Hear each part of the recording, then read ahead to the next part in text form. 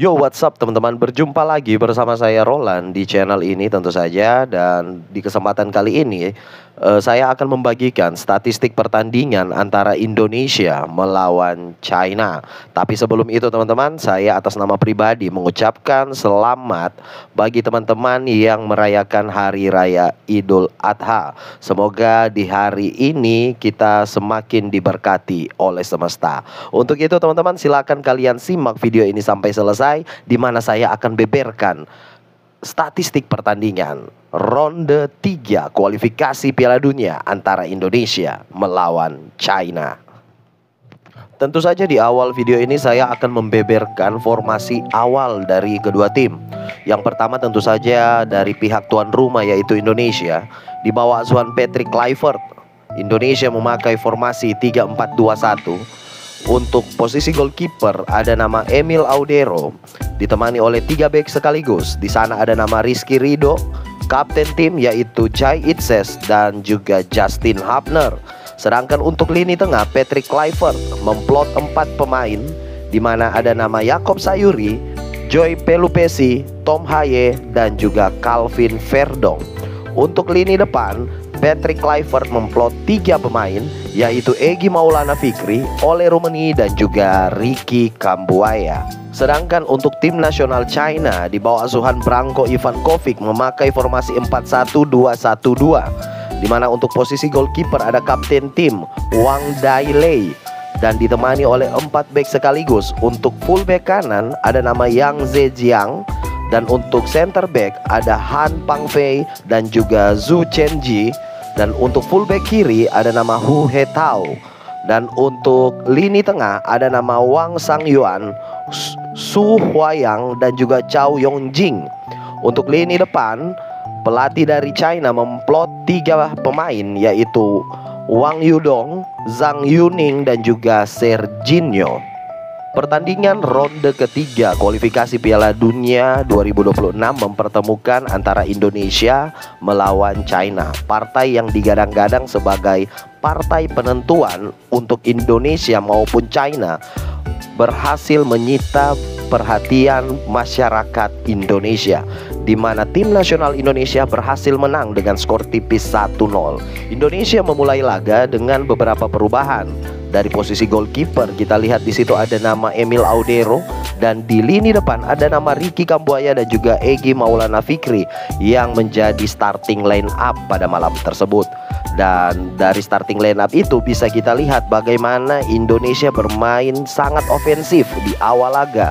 Ricky Kambuaya, Egy Maulana Fikri bahkan Ole Rummenigge masing-masing mempunyai peluang di awal laga. Sedangkan China bermain sangat pragmatis, di mana mereka lebih menitik beratkan jenis permainan mereka dengan umpan-umpan lambung, entah itu dari sektor pertahanan mereka ataupun dari sektor sayap mereka kanan maupun kiri. Tetapi bagi Indonesia hal tersebut bukanlah sebuah ancaman, di mana lini pertahanan dari Indonesia bermain sangat solid pada malam hari itu, di mana Jai Itzes, Rizky Ridho dan juga Justin Hubner saling bahu-membahu untuk menghalau serangan dari China.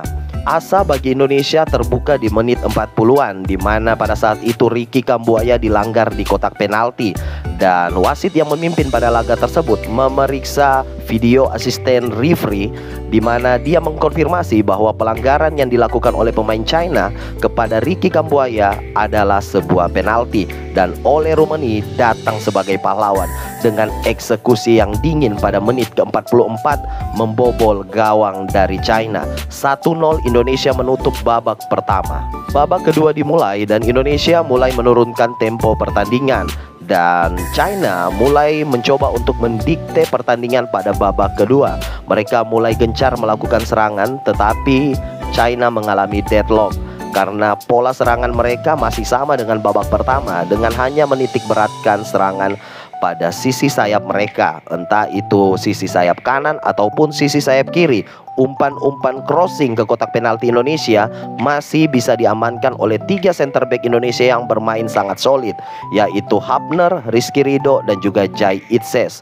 Peluang emas bagi Indonesia datang lewat penetrasi Beckham Putra dari sisi kiri, di mana dia berhasil melewati 1 bahkan 2 pemain China dan melepaskan umpan ke arah Kevin Dix. Tetapi sayang, eksekusi dari Kevin Dix masih bisa dihalau oleh kiper dari China.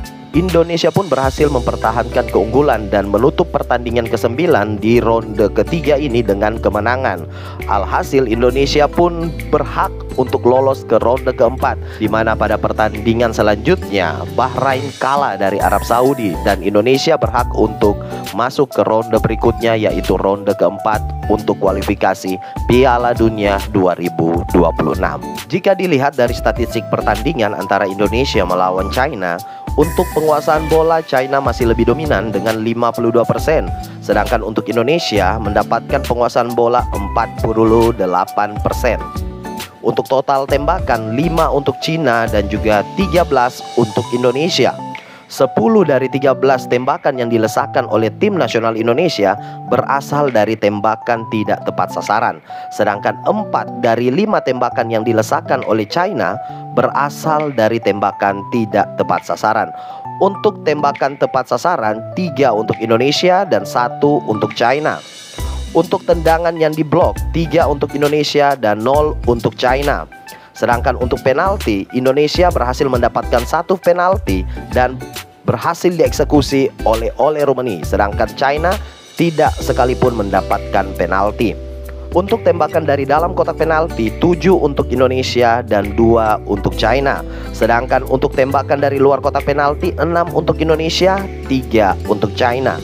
Sedangkan untuk corner kick, China masih lebih dominan, di mana mereka mendapatkan 5 percobaan corner kick, sedangkan untuk Indonesia hanya 3 percobaan corner kick. Untuk kartu kuning, 3 untuk China dan 2 untuk Indonesia. Sedangkan untuk total umpan, terlihat di sana China 372 total umpan dan Indonesia 350 total umpan. Untuk umpan kunci, 7 untuk Indonesia dan 3 untuk China. Sedangkan untuk akurasi umpan, dari 314 umpan yang dilesakkan oleh China, akurasi umpannya adalah 84%. Sedangkan untuk Indonesia, dari 280 umpan yang dilesakkan oleh Indonesia, akurasi umpannya adalah 80%.